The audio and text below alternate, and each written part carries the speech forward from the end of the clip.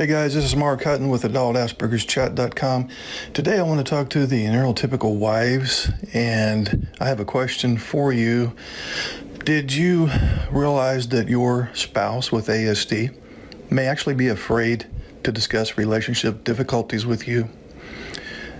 You probably knew that, right? Because whenever you tried to discuss relationship problems with him, he either gave you the illusion that he was listening, just to hurry up and get the conversation over with, or he did some version of a meltdown or a shutdown. So that should be evidence to you that he is literally afraid that the conversation, quote unquote, will deteriorate into yet another fight.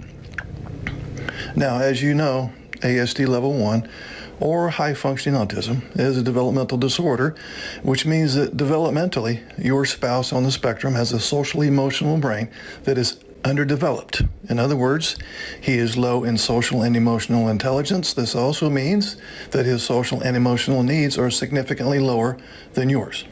So, when you want to discuss relationship issues with your ASD husband, you are, of course, going to be using your highly developed social and emotional intelligence as you try to make your points. Why wouldn't you? However, your ASD husband is listening with a highly logical brain that is also low in social and emotional competency. Therefore, he is not tracking your important message. It's like you are very fluent in German, but he speaks just a little tiny bit of German.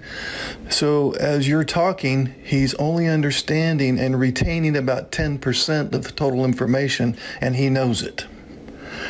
The typical partner on the autism spectrum knows that he is not fully understanding what his NT wife is thinking and feeling, and this honestly in some cases makes him feel stupid.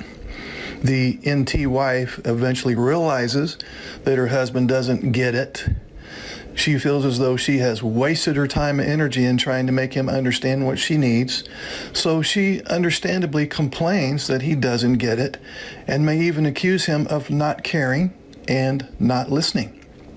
So this complaint now downloads in the autistic brain as criticism, disrespect, and ridicule.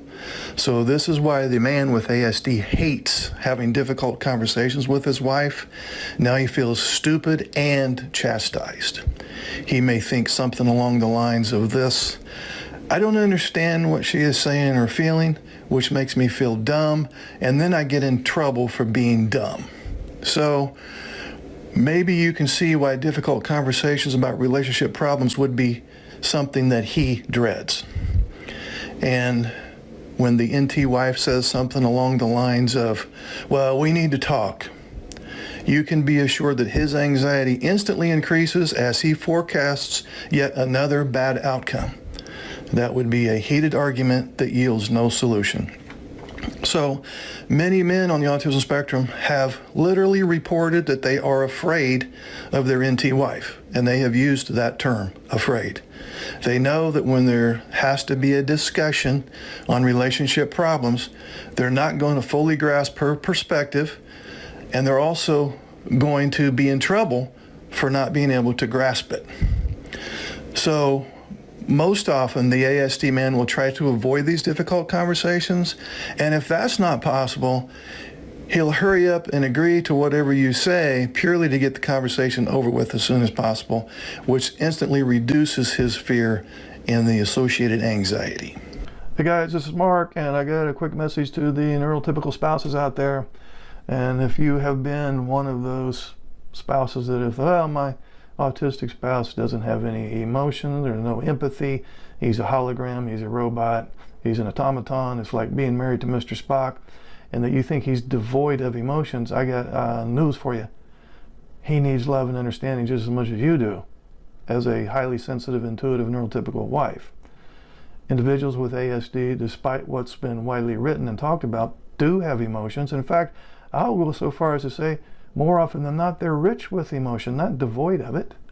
And I think the more modern literature is starting to reflect this in a more accurate way. Now, the difference, though, is their response, okay? They have emotion, of course, but they don't display emotion to the same degree or in the same way as neurotypicals. People on the autism spectrum, I can guarantee you, are often very lonely.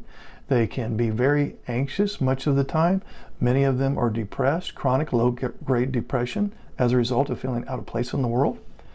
So it would be great if you could begin the process of accepting the fact that you and your ASD spouse don't think alike. Never have, never will. And this means that you are likely to misunderstand one another chronically. Chronic misunderstanding. Now, if you want to, okay, well, he should understand me. He should know how I feel. He should know what he's supposed to do based on how I feel. He's being insensitive, uncaring, selfish, and narcissistic, and sociopathic. If that's your train of thought, then you're going to take this chronic misunderstanding that has happened and will continue to happen as a personal insult. So that's really the message to this video here. Don't take the fact that you're chronically not on the same page as a personal insult. I'm not saying that it won't hurt at some level, but I'm saying you don't need to take it personally. So when your autistic husband, for example, says or does something that seems hurtful, you can trust that it was not intended the vast majority of the time.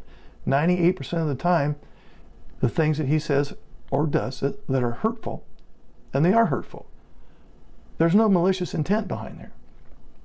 And when you say or do something that he takes offense at, you can trust that he's misunderstanding you. So this misunderstanding goes both ways. So please begin the process of accepting that you don't experience life the same way. The two of you don't. His obstacles, interests, complaints, frustrations are likely to seem illogical to you. I've lost track of the number of times the NT wife has said, well, Mark, you say he's so logical. I don't think he's logical. Oh, he's very illogical. No, he's very logical. It's just that you don't understand his logic. Why? Because the two of you are wired differently. You don't understand his thoughts and feelings and logic any more than he understands yours. So stop it with the taking offense that because we are never on the same page, therefore I need to be distraught. Okay? Radical acceptance. Both of you are in the same boat in this marriage, but you're wired differently. So it would be best to, given the cards we've been dealt, this tough position that we're in right now, we have to extend grace and mercy and compassion to one another. Because if we don't do it to one another, nobody else is. We have to accept the fact that we chronically misunderstand one another, and we have to stop taking it personally and find communication strategies to work around this completely different wiring that we have.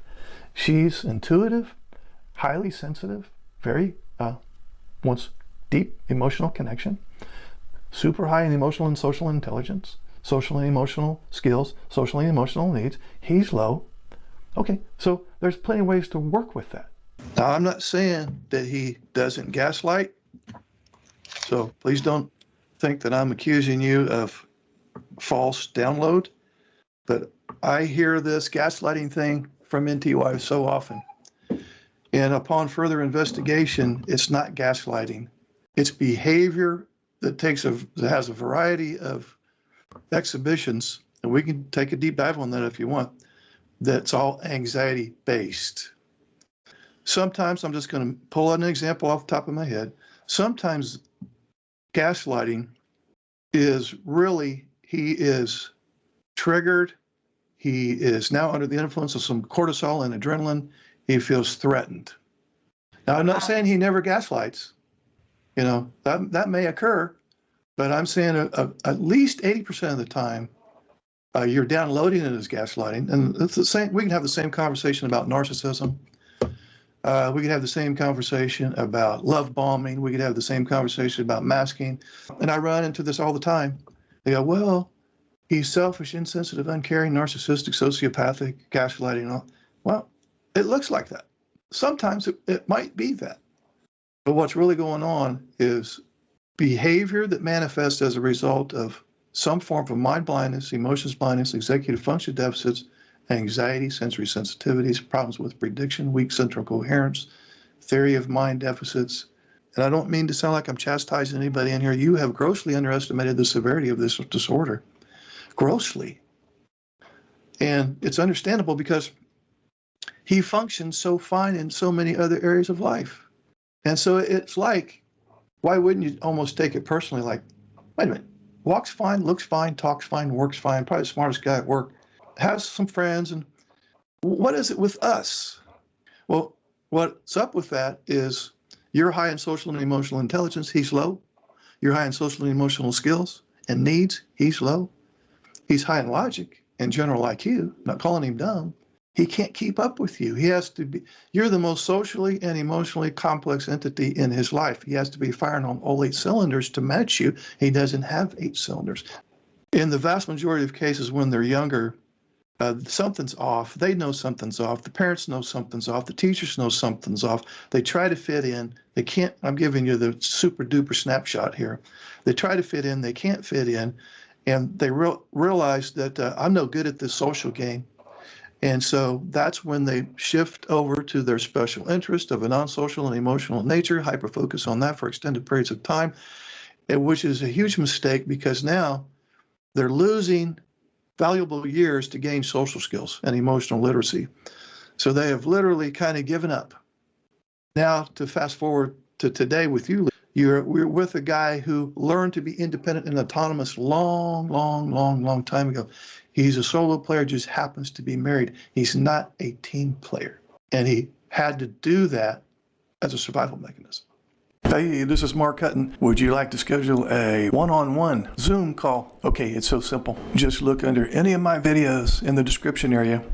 Click on this Calendly link. Now you see my calendar. Pick your month, your day, anytime that's available. Enter your name and email address. Then you'll get a follow-up email with the Zoom link on the day and time that you picked. And voila, we will talk.